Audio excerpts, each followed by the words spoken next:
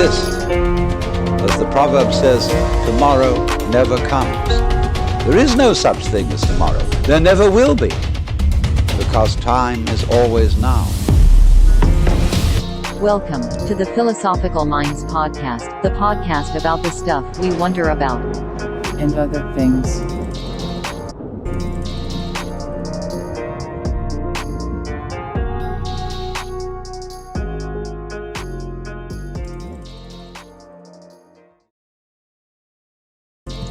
All right.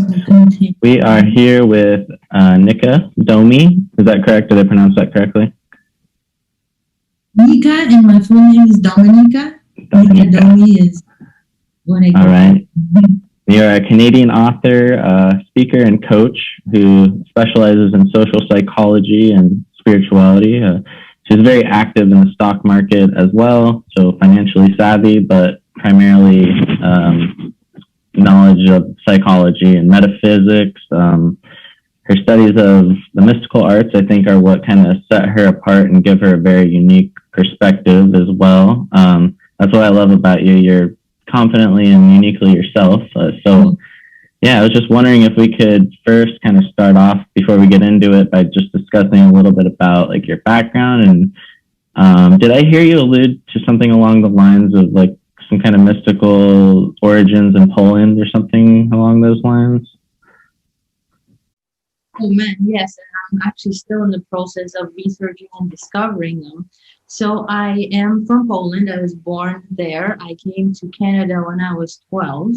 My family moved here, and then I started kind of, because I've always been into those more on the not necessarily mystical at first, but these kind of groups in society that were always very different, very unique, and that would stand out. And I was a punk rocker back in my teenage years, and then I was a skateboarder, and then I was all kinds of different subcultures that I was taking part on and learning from. From a very young age, I was in a religious country, right? Because Poland is a country that is extremely, influenced by the Catholic religion, right? So it's something like 90% of the people would probably identify with this type of, belief.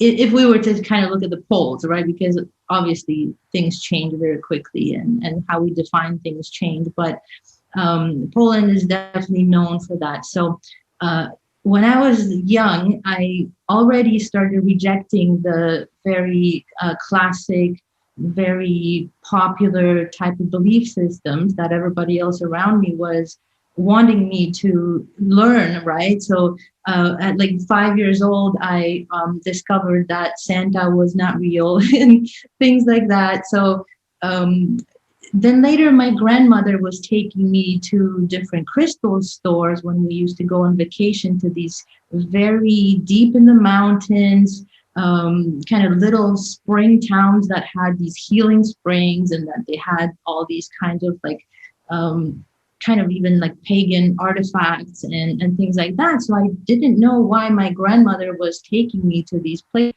like every year for vacation, same place, and buying me crystals. So I learned from that, but I didn't really know exactly where it was leading me until I started discovering things like the tarot and different spiritual systems that were more on the mystical side in my like late 20s already. So then it all started making sense.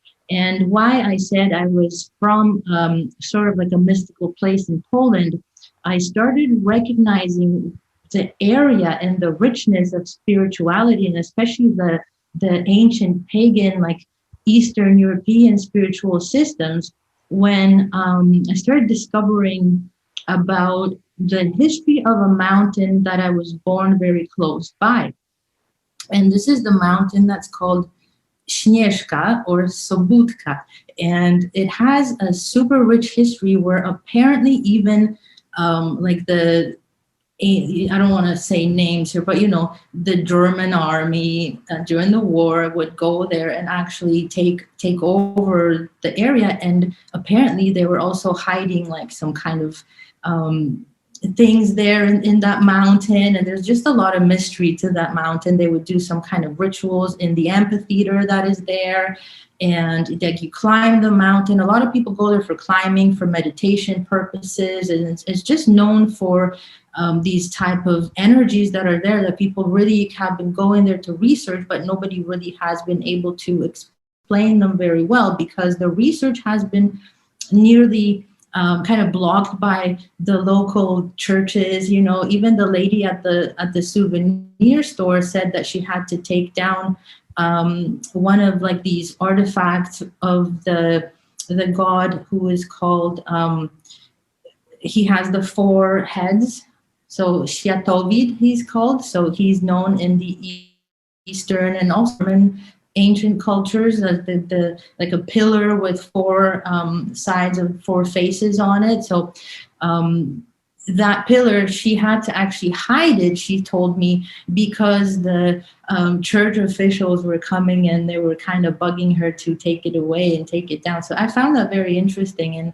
And so when I started looking into the areas that I was born very close to in Poland, they started revealing a lot of different mystical connections that I never really knew about, and that are really not even known about in that area that much by the people who live there. Only those who are kind of looking into these things, right, and wondering what's going on. So that's what I started building upon, right? And then, and then they all connected here when I started coming across different psychics and started getting into the tarot, and then progressing there. I ended up at the Rosicrucian tradition and following that. So it's been a journey.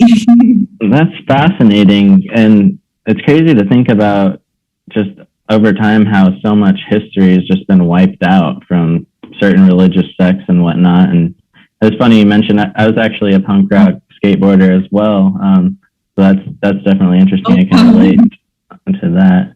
And I was really pissed. I was really pissed when my parents told me that Santa Claus wasn't real. I didn't take that so well.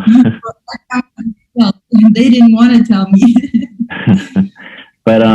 But yeah, so that's definitely interesting. And then you kind of stumbled upon Rosicrucianism somehow. Can you kind of talk a little bit about that?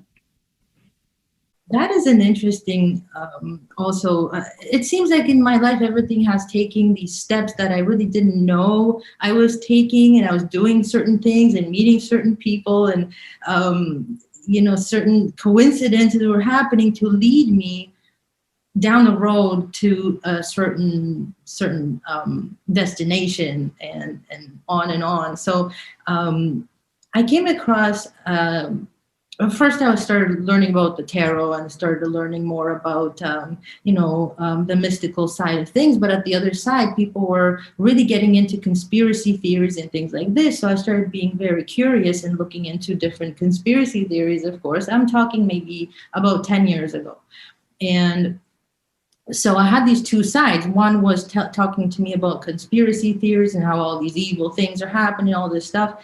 And then on the other side, I had these psychics that I was coming across who were teaching me how the tarot system works, and and from there I started going deeper into different types of mystical, information. And I stumbled upon a person who, a friend of mine took me to their house, and they shared with me that they were in a group or like a lodge, and what they were learning there, and that it was a spiritual teachings and whatnot. And after that, it really intrigued me. It really kind of like stuck with me, and I really honestly I don't think I've ever even hung out with that person ever again. It was like I was taken there, they told me about it, where they weren't even, if you really looked at them from the outside, you would have never guessed. Very, very, somebody very like say like blinging, I would almost say, or cars and money and success and that type of a person who I didn't expect. I was going there to maybe learn more about business, or maybe kind of, I was curious about how this person gained so much material and spiritual success, it seems, at the same time. And it intrigued me so much that after leaving that place, I was like, wow, what is this group he was talking about? And I searching, but I kept stumbling still upon a lot of conspiracy theories, and took about 5 years, I think, or maybe even 4, for me to actually end up at the Toronto Lodge, and meeting the people there and going to the open meeting and finding out for myself what it is. And it's really interesting. Through those like 4 or 5 years, I actually ended up going to psychic classes with a local very successful, very well-liked psychic lady who was doing courses. And I went to her school for about 2 or 3 years before I ended up actually going to check out the Rosicrucian Lodge here in Toronto. And I was really impressed with the energy that I found there. And that's the story of the beginning, And it's funny because a lot of the fraters and sorors that I talked to in, wherever, because I've actually been to a couple other lodges like in New York and so on. And a lot of people who I talk to, they often say that it took them like a different path of like different coincidences and various situations that led them to take that step and knock on that door, right? So it's really interesting. That is so cool. And just out of curiosity, so you're Polish? Are you Polish? Yeah. Yes, born and raised. Came here when I was to the Wow. to the land. Yeah, I think I have 10% Ashkenazi. I think that's something that kind of roots to Poland, I believe. But then I think it's like 8.5% French, and then 77% British Irish, something like that. Wow. Yeah, that's fascinating. It's a mix, but I would like to check, but yeah, it's a cool. You have a cool combination. Being a student of like esoteric prior to your academic life. So kind of like, what was that transition life? What was that like for you, kind of entering into your academia? What was that all like for you? Well, it was, I compare it to climbing the highest mountain in the winter for the first time ever. So I'll tell everybody the secret. I'm 40 years old right now, right? So I came to Canada when I was 12, and then I took on this, journey of discovery of between 2 different parts of the world, actually, as well. I've gone through a couple colleges. They didn't work out. It was not the right path for me. So I later went on to just work, and I've worked in the cosmetics industry for 10 years. But I knew that it wasn't me, and I knew that I was learning. I was not necessarily so much about the cosmetics part. I was really touching people emotionally and mentally, where they kept returning to me, to my business place of business, and they wanted to talk. They wanted to my advice. They really wanted my help in other areas of their life. So it kind of sparked me, with the help of a friend, to decide that I really need to kind of solidify that and go to university, which is something I've always wanted to do. And I've always felt like I wasn't complete with those colleges I've done. It was not me. So I didn't fulfill that part. And again, I'm talking like mid-30s where I decided this. And I'm thinking, well, oh my goodness, I'm going to go to school for the next 5 years. When I'm done, I'm going to be like 40, and what am I going to do? Right? So, but I did feel like it was part of my whole process and that whole entire journey, where first I was to learn, well, in my teenage years with all the punk rocking and all that anarchy stuff going on, I was actually part of many different groups like anti-racist actions and things like that, where we were animal rights groups. So that was my experiences of the teenage life, of that whole social world, right? Experiencing the social discordances of different groups and different dynamics, and then also being able to compare the two sides of the world, how people react and behave and think in different contexts, in cultural contexts. And then I learned the spiritual aspects with the psychics and with the tarot and all of that. And then it was time for solidifying it with the kind of like cleaning it up. Everything that I've learned so far, it was almost cleaned up in the academic world, in the world of university. So, and the fact that I said that climbing a mountain, it helped me really discover what it means to connect with the divine.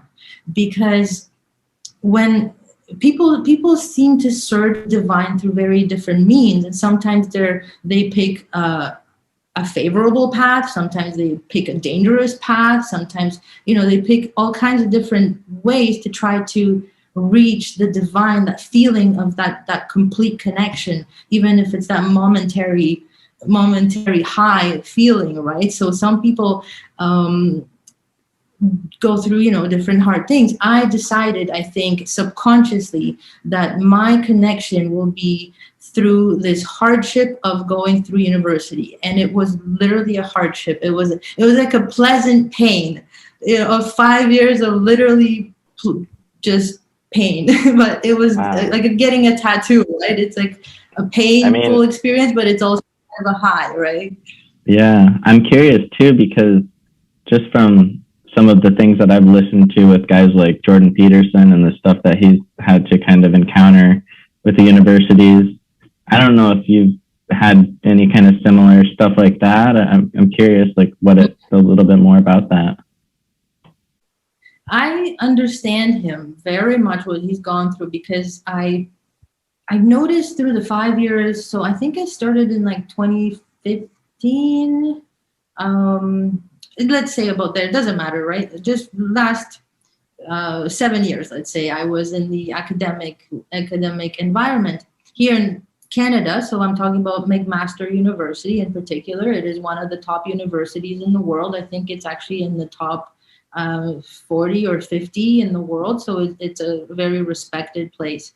And I've noticed when I first got there to maybe when I left, the progression towards that one-sided thinking and almost like a switching of where teachers started appearing, where I was wondering, okay, like I'm paying about $800-900 sometimes per course.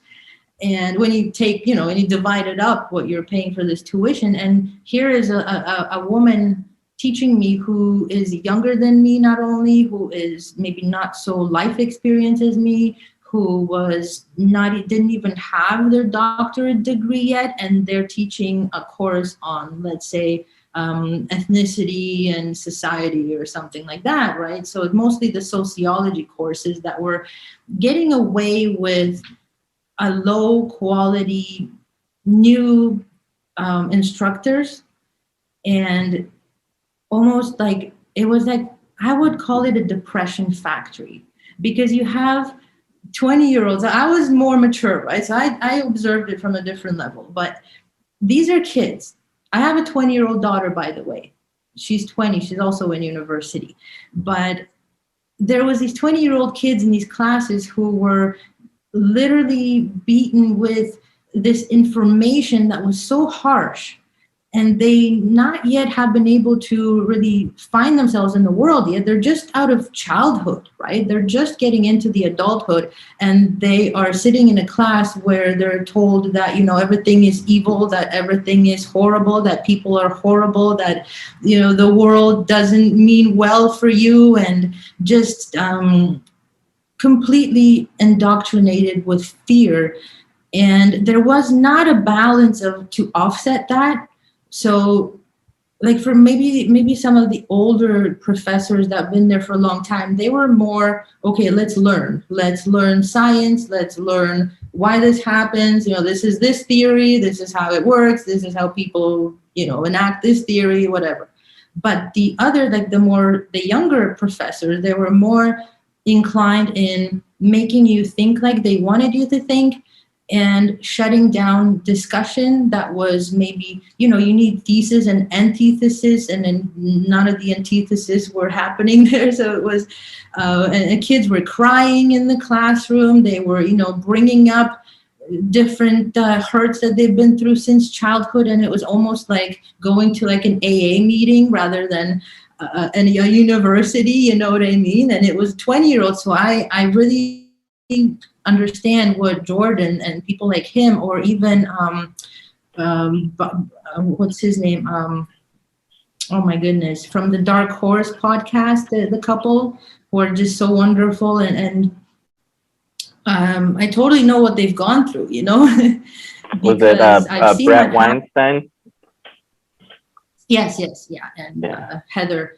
So I do understand, and I can actually picture how their lives or their last moments in their job were, because I've actually noticed how this worked in the university. Like there was Karl Marx. I love Karl Marx buttons available in a jar to pick up and just kind of place all over. And I'm, there's nothing wrong, because there is something wrong and there is nothing wrong with this. I'm sure a lot of people will have different opinions on this, but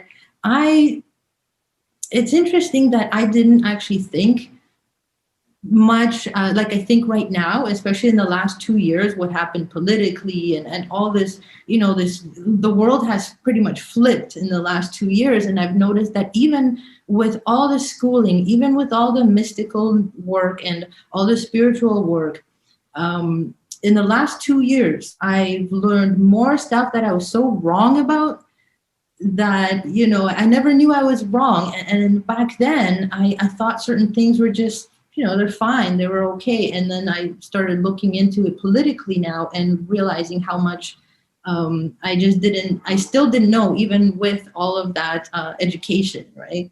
Yeah.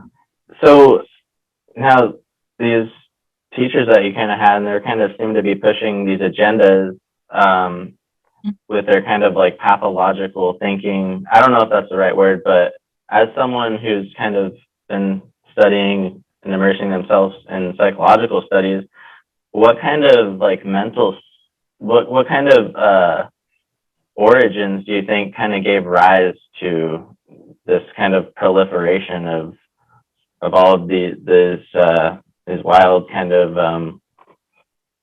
ideas that they're kind of perpetuating and seem to be very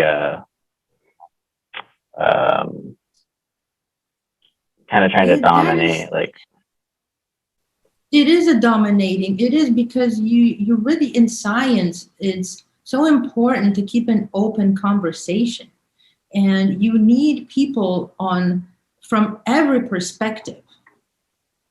And it's like they teach, we learn in the mountain task theory, which is the experiment where, say, children up to 8 years old or so, they can only see from an egotistical perspective. They can only see from their own perspective. And then later, after 8 years old, they start being able to see, okay, well, what does the person on the other side of this mountain see? Do they see the same thing as you do?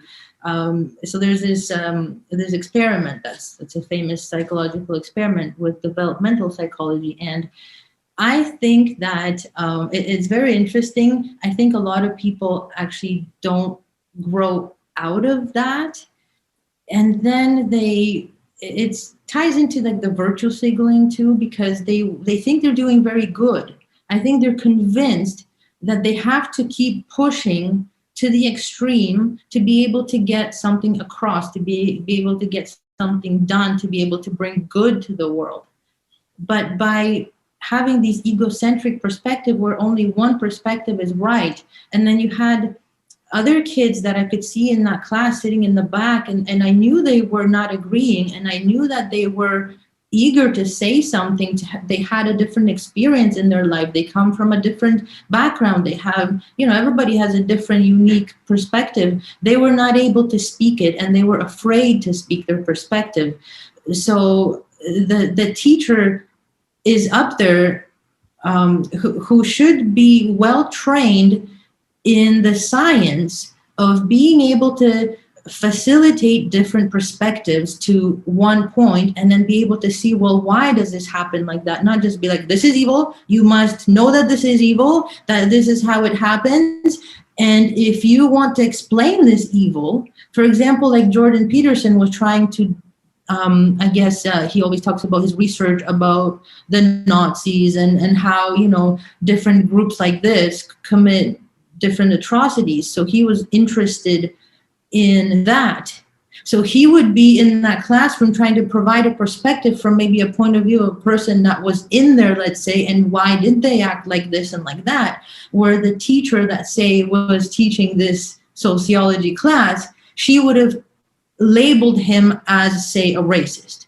But that's not, he's not interested in this topic because he's a racist within. He's interested in this topic because he wants to understand how it works and what pieces come together to form this whole thing, right? So it's like sometimes researchers, I think they get wrongly, or people who are more curious than just kind of like one side curious, people who just want to know everything about, something, they're almost like judged as if, well, what do you mean you don't agree? What do you mean? Are you on that side? It's like, no, I just want to understand it, right? So I think there's just too much of that happening. And with those teachers, they were almost encouraged to, to not allow anything. But then again, they will teach you about the scientific method, and they'll teach you about ethics, and they'll teach you about, this theory and that theory, and the antithesis to this theory, but then they don't actually practice it on the podium, right? So, but I can't say it's all. It just really happens. Mostly I've noticed it within the sociology, within like maybe like women's studies, like these liberal arts that were just very much not needing of any kind of math or any type of, well, they all need math, but they just don't teach things like that, That's another story. Yeah, you're definitely a woman of great endurance, I have to, say, by absorbing kind of all of that on a daily basis. And by the way, I think you may have discovered the elixir of immortality because you look really great for 40. But that's enough. Anyway, so learning. So you got through all of the academia aspects and all of that. And I think it's really cool though, and it's interesting and great, like kind of how you've kind of fused like the two sort of ways of knowing, like especially in regards to like the tarot and like the card readings, because it seems like those really would complement things in terms of psychological underpinnings, would you say? Oh yeah, for sure. And even now I do tarot readings for people, and I can't stress enough how much I implement a lot of the theories, the psychological theories that I've learned in university into the readings, because the cards just so perfectly talk about it. Like how many cards exemplify cognitive dissonance? Like how many cards exemplify, attribution theory, where we blame others for wrongful doings, and then when we do something wrong, we blame others when we do something wrong, but when somebody else does something wrong, we think that it's their fault. So there's so many cards, and it would actually be good to try to link, like somebody could do that. It's probably hard work, but to link a card to a theory, that would be pretty cool. But I actually, with the linking of the academic world and the spiritual learning and teachings that I've been through, I was making some notes actually, and I came across this very interesting concept that I learned about, and how this was in the class about psychology of attitudes and attitude change. So it was mostly a class about persuasion. So it talked about consistency and how consistency is. So we have different attitudes and we have different opinions about things, and often our attitudes don't necessarily translate into our behavior. So say you could think, you want to save the environment, but you may throw, a can on the floor or something like that, right? So there are people who contradict their beliefs all the time. And how the ultimate goal of learning about attitudes in this course, I took a note of, it was consistency. So it was supposed to be, when everything is perfect, there is a match between affect, which is our emotions, cognitions, which is our mental states and processes, and then our behavior, which is what we externalize. So when it comes to like the theories, there's so many different theories about attitudes and attitude change. And attitude is an evaluation of something. So it's like a scale of between good and bad. Do you like something? Do you not like something? And then how you behave, and how does your behavior, maybe if I look at somebody's behavior, can I tell what they actually believe? Does it reveal that? And how does it not reveal that? And when and what context? So it's a deep subject of attitudes. But that is exactly what made me think of the mystical path of striving towards our ascension, our mastery, our inner mastery. And that mastery would be reflective of this theory of consistency in this study of attitudes, because it wants you to have a complete match between what you think, what you feel, and how you behave. And I would even connect that to integrity. And integrity is just such an important part of any initiatic process in any group, because you have to have integrity, and that the highest integrity is really reflective of that mastery that the person has gone through, right? And how their character has been polished and shaped to behave in ways that are the most proper and the most accurate, and almost like for the highest and best good of all, right? So these are the type of things that I've kind of, discovered through learning the academic world, which is a little bit more strict and rigid, and it wants to explain things scientifically, and then the stuff that we cannot explain, which is our mystical path and our journey through this life, right? Definitely. And that kind of congruency, it reminds me of that phrase, as above, so below, like as within, so without. It's kind of like that being in alignment with truth, essentially. So I think that's really cool that you kind of blend that together. Yes. So yeah, and you're heavily invested in religious studies as well, as am I, although I don't have academic credentials like yourself. So I think that's really cool. So I think that's cool that you do it.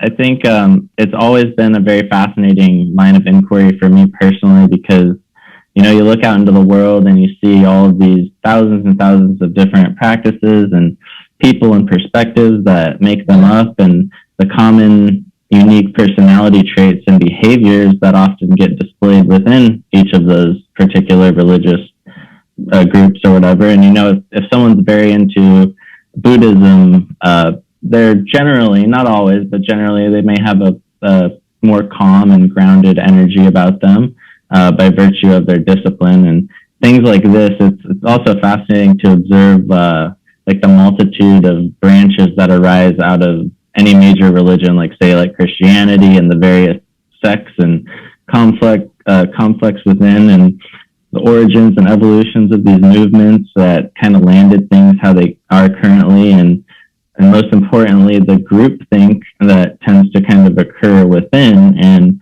this is something that we kind of had planned on talking about. So I wonder from your vantage point, what you see, because I've seen firsthand in my reality with friends and family, this perpetuation of groupthink comes through in their religious institutions. And I'll give an example of like this notion of sort of like a blind allegiance to Israel in many of the Christian communities. And I'm not even talking about Israeli people per se. I'll make it clear that I love all people, and and I have no ill will towards Israeli people. I'm speaking more direct about like the government and the infiltration of political agendas and religious groups kind of getting duped into supporting something that they may otherwise not, because they may have a very hypnotic and charismatic speaker displaying information in a crafty way that can kind of nudge a group into a particular direction, like a sort of psychological warfare. So it becomes this thing where it's like, oh, you don't support the things Israel is doing? Okay, now you must be anti-Semitic. And it's this kind of mentality. So yeah, I can rant on this, but I'm gonna open it up to you, and I want to get your response. If you just, what comes to your mind with all of that? So I started studying the Bible quite late,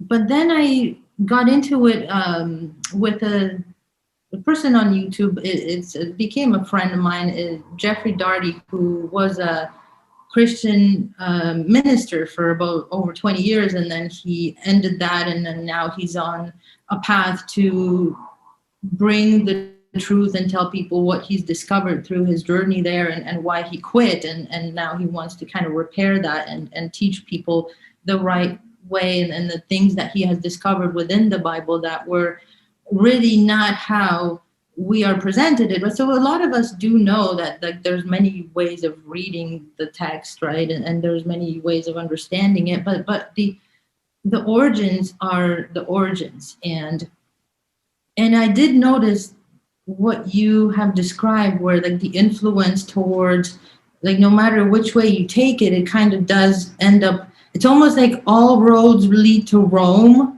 But then what was Rome really? Because when we start looking into what influences came to Rome, because Rome was also a pagan religion in the past, right? So it was, Greece had, pagan religion, and every single, like when you really look at the whole entire world, every single country, every single group, every single region had religions that were based in the flow of nature, and they were just very spontaneous. They were just kind of like practices that, like, literally a practice. So people were just trying out different things, and whatever worked for them, whatever they liked, whatever region suited those practices, that's what they kind of kept going with. And then all of a sudden things change, and all of a sudden all of these different practices all over the world started getting almost erased, right, and replaced. So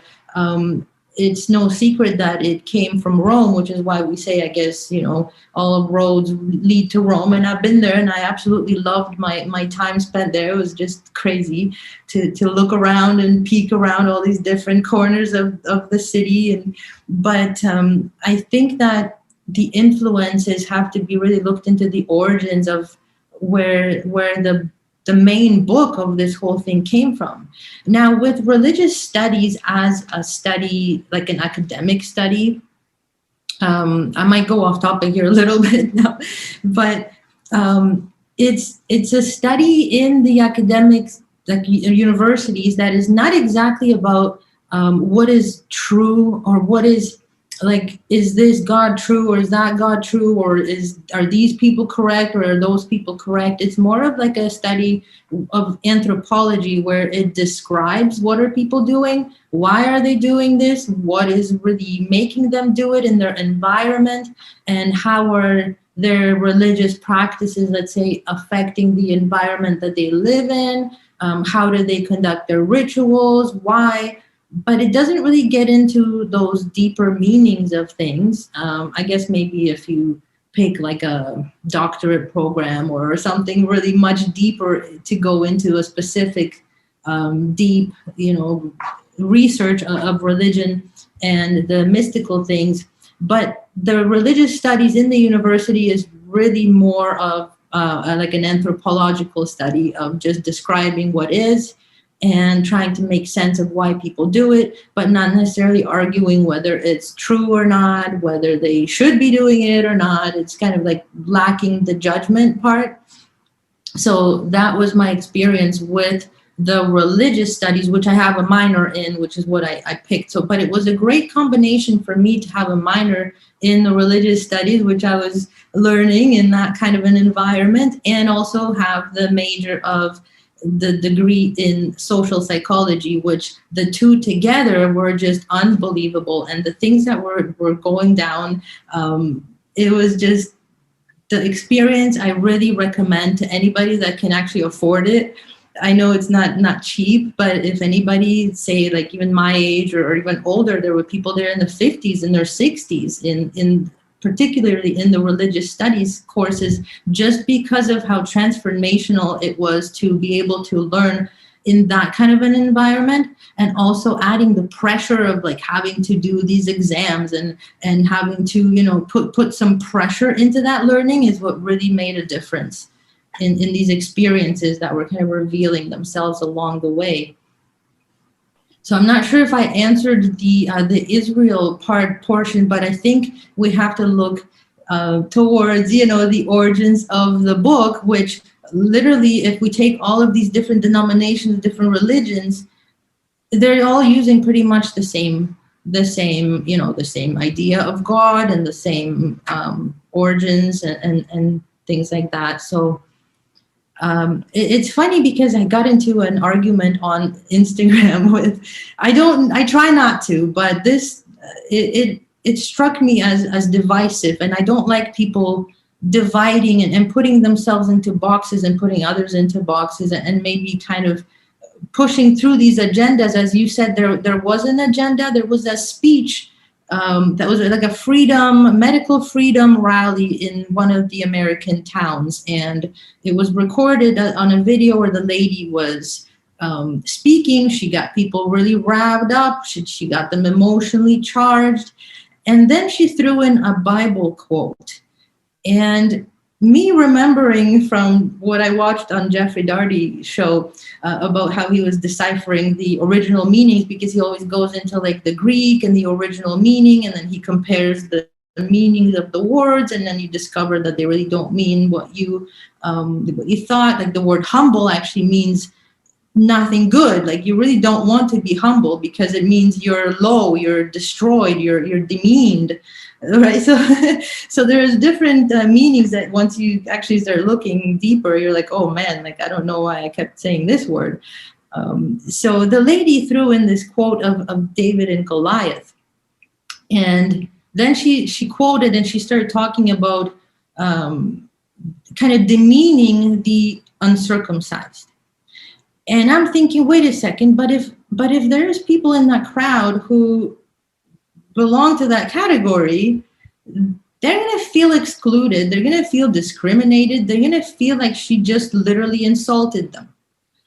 And so I went into the Bible Hub and I started reading the passage, and I read that really what it means is that it's just referring to the battle between the Israelites and the Philistines, which mean the Palestinian, I guess, region. Now, again, I'm not an expert on this, you know, area of history and politics, but from what I know and from what I read in this passage, that's exactly what it was referring to. So it was referring to the battle between the Israelites and the Philistines, who are, if you take the word and you see what it means Palestinians. So then, so I kind of commented there. And then people were like, no, this is a beautiful passage of how, you know, a lower person is fighting this giant of the government.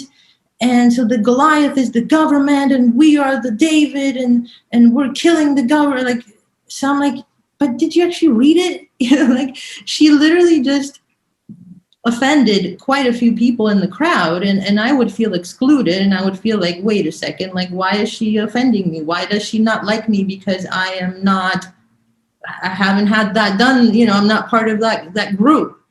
So anyway, so that kind of, when you just actually said the question, I thought right to my my Instagram little chat there with some of the people, and some people did agree. They say, you know what, you're right. Like this was, as soon as I heard her switch, it was like a bait and switch. She got them emotionally wrapped up. She was like, yes, we're fighting for freedom. We're fighting for America. We're fighting for human rights and this and that. And then all of a sudden she started quoting this quote, and she was, you know, so other people also thought, I didn't like that part when she switched onto that. It was almost like she had an agenda. Yes. And so a lot of these things can turn into religious paths, and they're just pulling people back into the trap of some kind, of somebody with a goal, right? Yeah, exactly. And that was kind of my main idea behind it, was that kind of that like emotionally charged sort of hypnotic induction that you had kind of alluded to, like these divisive sort of little nudges that people and groups are kind of putting out there versus like a unity type inspirational message and those kind of things. And I was wondering, what are, from your perspective, some of the social mechanics, or do you think, behind like pushing particular narratives, and to what extent do you see it occurring consciously, or is it more often unconscious? Like, do you think the majority of these like political puppets that appear to be kind of possessed by like these bad ideas, do you think that they're aware of it, or no? I mean, it's kind of like a loaded batch of questions, but I'm just curious what your response is. You know, I'm guessing from, you know, and it's interesting because I do come from, as I said, a very Catholic country, and I've always had to kind of struggle with, you know, people who are almost opposite of, like, they would say they're Catholic, they would go to church on, you know, mostly Christmas and different events and things, but they've never read the Bible. They didn't really act like they would preach and things like that. So I do come from this very pervasive, almost influence of religion in the entire country, and also, sorry, I knew, it's funny. I texted my friend, like, I know I'm gonna get stuck and I'm gonna lose my train of thought today. I just know it, and it just happened. So bear with me. No problem. That's why I have to have notes to keep myself on track. Yeah, how it influences the political agents, and there's so many political agents that just popped up in the last 2 years, because even like in 2019, we would have I never even, and as politically interested I've always been, especially since my like young teenage age, where I used to like write articles. I used to have magazines about different guerrilla groups. Sorry, it's a word, and different revolutionary groups. I used to write articles. I was very interested in that since I was like 15 and so on. Like, what makes people uprise? What makes people fight for different ideologies and different political outcomes? So that was something that, you know, I've always studied, and having that view of how religion influences so many different political aspects and political agents, and how it always tries to pull in some way. They have very good ways of pulling people in with those emotions. And do these agents know? Some of them know, and some of them don't know. So it's, a lot of people, you know, they think that they're doing the right thing by sticking to a certain box of traits and a certain box of ideologies. So even now, if I really have a hard time fitting in anywhere with different friend groups, because it's either these ones are Christians, these ones are non, you know, they're maybe a-religious, and then some are just, you know, so it's really not easy, because of you know, how I'm just picking from different areas of here and there, and I like to pick the jewels and leave the the trash, right? So I pick jewels from many different areas, but it's really hard to find groups that you can actually identify with. And I think that's what happens where people get pulled into a group that they identify with. They want to satisfy the group thing happens, right? They like to satisfy the members of that group that they're with, and they will acquiesce to their beliefs.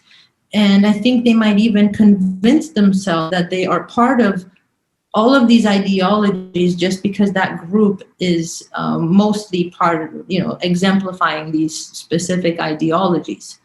So if you notice with like the conservative movement, and especially with even the young people in it, most of them are Christian, right? Most of them are. And I wonder sometimes, well, there are other groups that want to fight for freedom and that want a normal, dignified life and less maybe governmental overreach, and just want to work hard and follow their path and raise their families and whatnot. But do you really have to be Christian to fight for these things? And sometimes, like I've actually out of curiosity went to a few protests and just to see how things go there, and I've noticed that just the most prevalence of just that one religion, right? So it might make others feel like they might not belong, or maybe they're wrong for not thinking in those terms.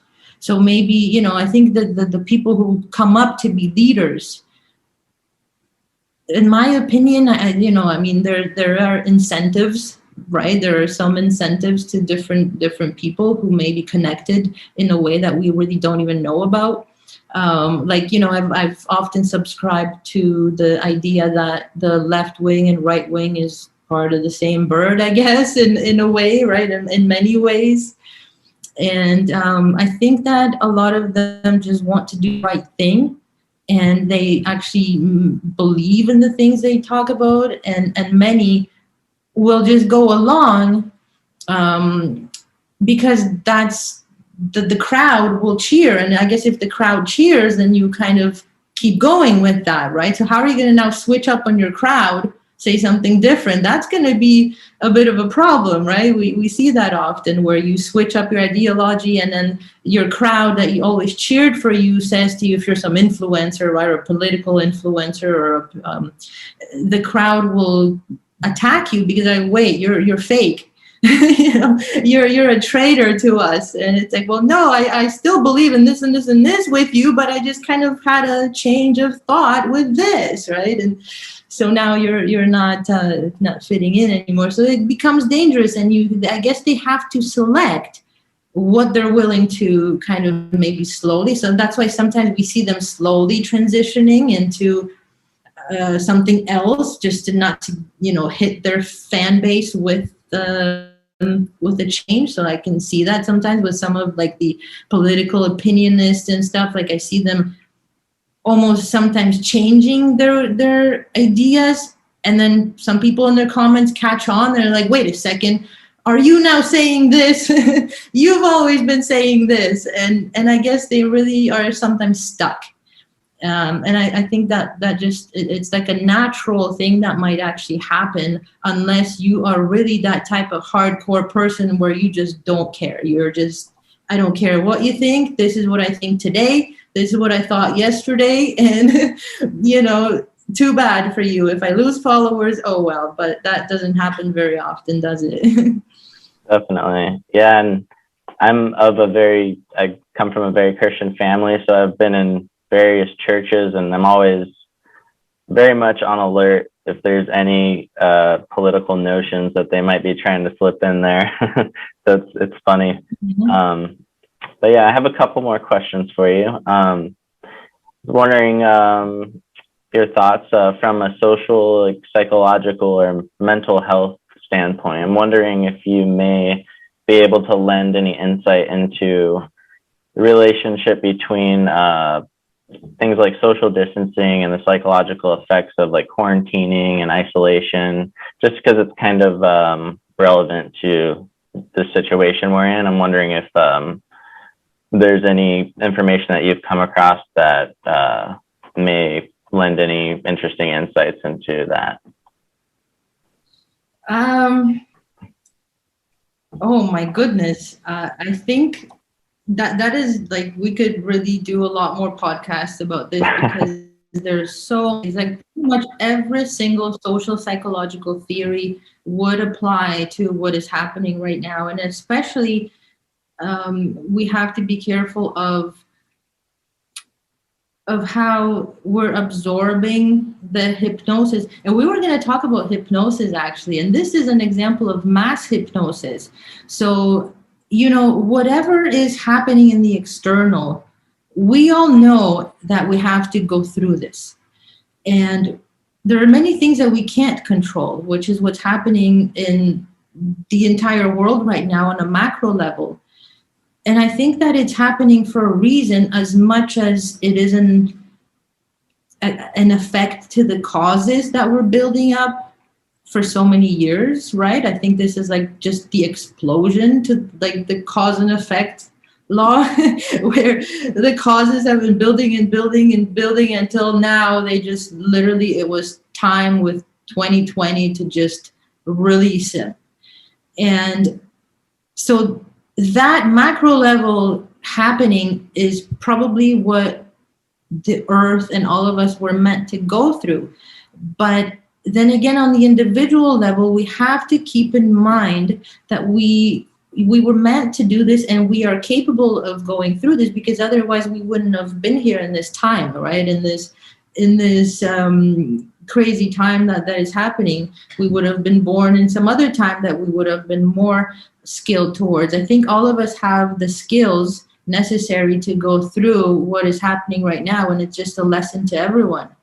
But the most important thing is to recognize when you are being pulled into the hypnosis, into the mass hypnosis. So, and it's so subconscious that it's just really, unless you actually know how hypnosis works and how covert hypnosis works, because it's not just about, the guy hypnotizing somebody on stage to act like a chicken and then they're fine. Many people have been to a hypnosis show and that's what they associate hypnosis with, but they don't necessarily think of hypnosis something happening literally every second of the day of their life, right? And especially when they're around other people and communications from other people. So that's why psychology of attitudes and psychology of persuasion is really important place to start, because even in the spiritual community and the more esoteric community and so on, I noticed that there is a huge need in learning psychological theory, which is why I kind of put it all into a book. And I wrote a book to combine all the basics of what I've known and what I've learned in social psychology and the study. And I've connected it to the spiritual learning and the esoteric concept. And then after you go through my book kind of thing, or not necessarily my book, but after you learn the psychology of persuasion theories, you will be able to so quickly recognize when you are being pulled into the hypnosis of anything at all. It could be a nice person that you meet and, you could be spiritually aligned and advanced and know read all the books and all, meditate every day. But when you are, for example, lonely, or, and some part within you is exemplifying and of that loneliness, and you meet a nice person, let's say, and you go on a date and they're just so sweet and nice and whatever, you are going to be hypnotized not only by your own self, because your own desire that is just hidden within you is going to be putting a filter on everything else that you've already learned. And that person is going to be hypnotizing you, maybe not even knowing that they are doing it, but by the way that they are someone that you really want them to be, right? You're wanting them to be someone, you're going to see them as someone that you want them to be. They will be, maybe they want to manipulate you in some way and something like that, or maybe they're going to break your heart. And unless you know how your mind operates within these psychological theories of persuasion and how this hypnosis plays into this, you're not gonna catch on, and you actually might fall into this dark hole and then wonder what happened later when you're out of it, when you're awakened, when you have, let's say like the next morning or something, you're like, wait a second, I was drunk last night and I wasn't even drinking. So I see a lot of people getting pulled into different types of hypnosis that they don't even know why. And I've actually studied with somebody who is one of the most famous like hypnotists in the world. Apparently it's Marshall Silver, and he taught me some crazy things. From him I've learned about embedded commands. So these are things like, for example, saying the word now. And it's just so hard to remember these things. Like, you really have to practice this and think about it and know these theories to apply them in your life on a daily basis. He would teach that, saying the word now every now and then will bring your listener to the present moment so that they can continue listening to you. So I've noticed that my professor from Psychology of Persuasion course kept saying now, and it wouldn't fit the sentence. It would be completely out of place, but he kept saying now and then continued talking and then said now again and continued talking. And I was like, why does this guy keep saying now all the time? It's just some habit. But I guess maybe he made that a habit of his to get better results from his listeners, to get a better response, to have them be more engaged, and subconsciously kept bringing them back to the present moment with that word, which was almost like a spell, right? It was used for a certain purpose, but the entire crowd had no idea he was doing that, even though they were students of psychology and they've learned so much already, right? And it was something that I picked that up when I heard Marshall Silver, the hypnotist. And then I thought back and I'm like, I need to maybe start using these types of techniques. But there are people out there who actually implement these types of embedded commands into their content because they have practiced it. They know these theories out by heart. And then comes along somebody who's maybe, studied spirituality and is, very advanced in their knowledge. But because they don't know that theory, they're still going to probably fall for the subconscious part of where this is drawing them, right? Where that person who knows this psychological theory is going to be drawing them to.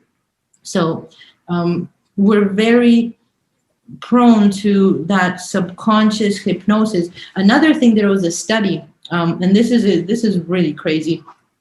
And so simple too. There was a study where they took women, I think they were just students at a university, randomized, and they divided them into two groups. One group was supposed to think, they were primed with thinking of their elderly relative. And then the other group was primed by thinking, they just told them, listen, think of your elderly relative. The other group, think of your best friend or someone you really like, someone you're attracted to, something like that. So there's two groups. Later, they made both groups read the same article. It was a story about some woman who had some dream fantasy that was like some maybe like erotic fantasy. And it was just a story, like an article about some woman's dream she had. And after they read this article, both groups, they were supposed to rate this article.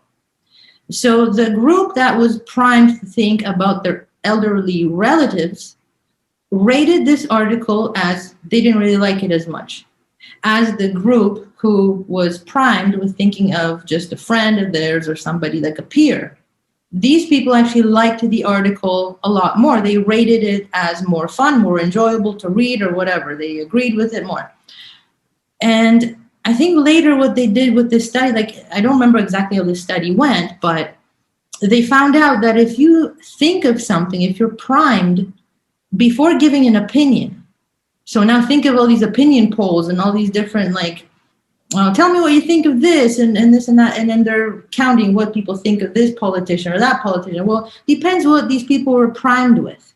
So if you're going to prime somebody with, say, like thinking of their older relative and then maybe you want to ask them on a date, don't do that because they may be kind of confounding the vibe within them subconsciously. That whole situation it's just not going to have that that energetic alignment that you could have as if you maybe primed them with, like, say, a sexy celebrity and then maybe ask them on a date. So, just a simple example. So there are so many studies that you could actually look at where people are literally affected subconsciously, but by things that are just so stupid and so irrelevant that you'd be like, my goodness. And chances are, in most studies, about 60-70% of people are actually going to behave in a way that the researchers are expecting them to behave. So we're very predictable. And it really sometimes doesn't matter. There's different factors that play into this, right? So you could, there's different education levels, different cultural backgrounds, and things like that make a big difference, of course. But most of the time, we're actually very predictable. And that is the dangerous thing, where we have to really be careful with hypnosis and the covert hypnosis and mass hypnosis that is happening every day. Everywhere you come across anything, it is sticking to your subconscious mind and you are in control. And that's why I think it's so important for everybody who is on a spiritual path to really focus on going back to the basics and solidifying their knowledge in these very basic theories of the mind. And then later you can really work it together and create that powerful mastery to that completion.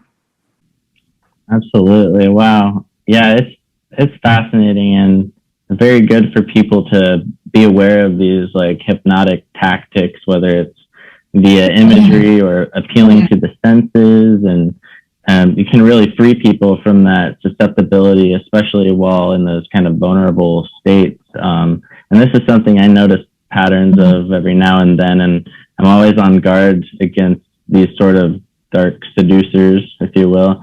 I actually hypnotized or persuaded a hypnotist into believing that he had me under hypnosis on stage at a comedy show at one point. It was a pretty interesting experience. But yeah, I love this. And for those listening, what was the name of your book again, just so people can look that up? It's called Person to Person, The Simple Guide to Mastering Your Social Self. And my name on here is Nika Domi. So that's the author. You sometimes have to type in the name to be able to find the book.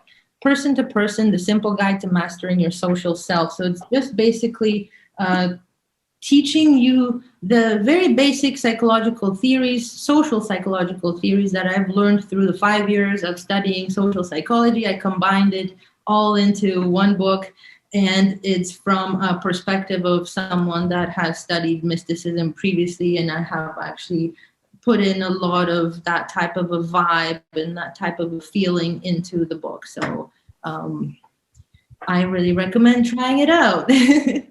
Definitely. I want to ask you one more question before we wrap it up. I'm just wondering if you have had any kind of like mystically related experiences that you'd be willing to share, or maybe anything like paranormal or visionary downloads of any sorts, or anything in that regard that's kind of like maybe something kind of a special moment in your life that you feel is kind of something interesting that you would want to share. Oh man. Yeah. Maybe this will relate to the last question, and I'm not sure if I answered it correctly, related to like the whole thing with, the last 2 years of what happened in the world and all of that. I had 26, I had a can, and it was from an astrologer online who I listened to, Nika from Son of Celine channel.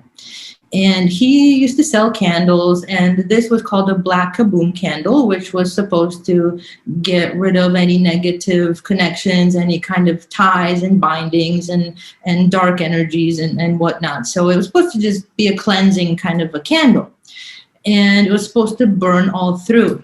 2016, I think this was literally November, which was like an election time. So I burned this candle, and later I look at it. It was a glass jar, and I looked that there was a design, a black, like almost like a black around it, and it left a design. And I looked at it and I got shook, literally, when I looked at this candle, because I saw a picture of a map. And I have a screenshot of that. I took pictures and I saved everything. It was a picture of like a flat map of the world. And there was a black spot over where China would be, like a really big black spot. And then there was a black spot around what I thought was the America or the US or Europe. Now I can't tell because it was blurry. It was wax, right? So it was like melted wax. So I had to kind of really try to decipher the picture.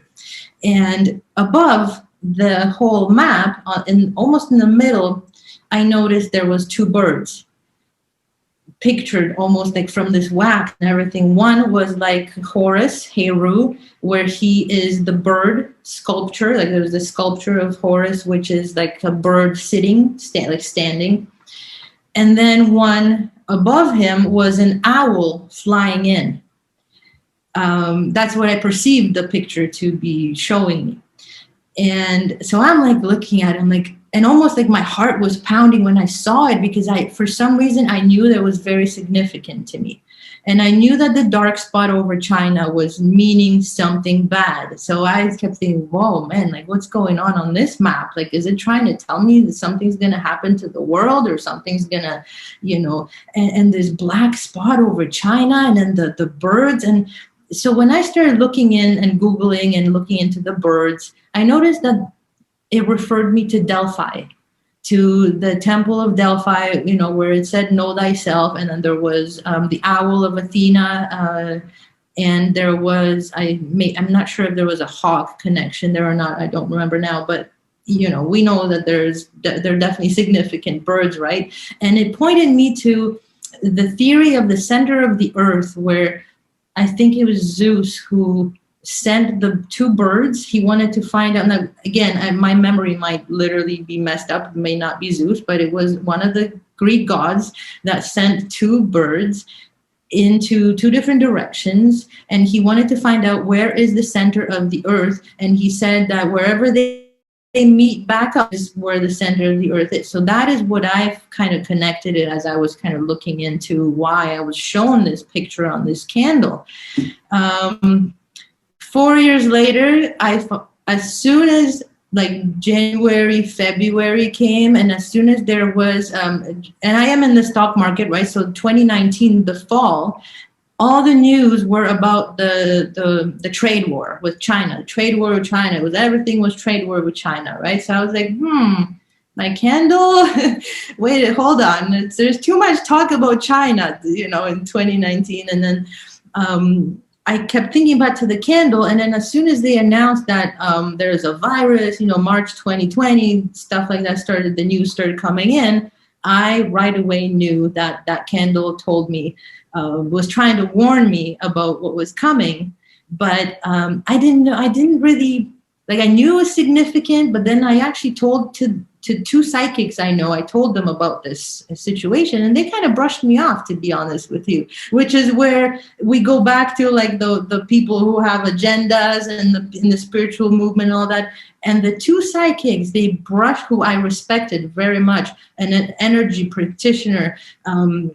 I told them about this story. They kind of like, oh yeah, okay, oh yeah, whatever, could be this, could be that. And then they just kind of brushed me off. Well, if they didn't, maybe I would. I'm not blaming them, right? I should have looked more into it, did more readings and whatnot. But I kind of thought, oh, maybe I'm just crazy. Like, oh, maybe I'm just into this, or maybe I'm, they kind of chilled me up a little, where I was like, I'll look into it later. And then, but then I found out in March 2020 that the candle from this Nika astrologer has actually tried to warn me about something really crazy.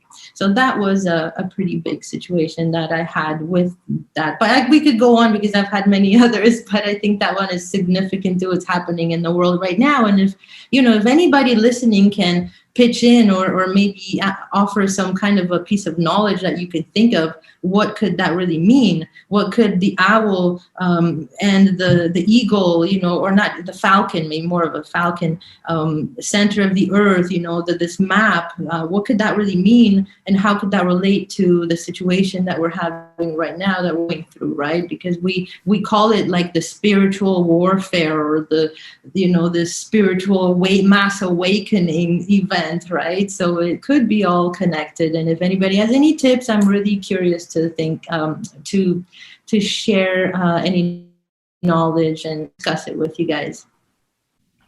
Wow, that was awesome. Thank you for sharing that. That's fascinating. Crazy. So, yeah. So where can people find you and find out more about you and what you're all about? Where would you direct them?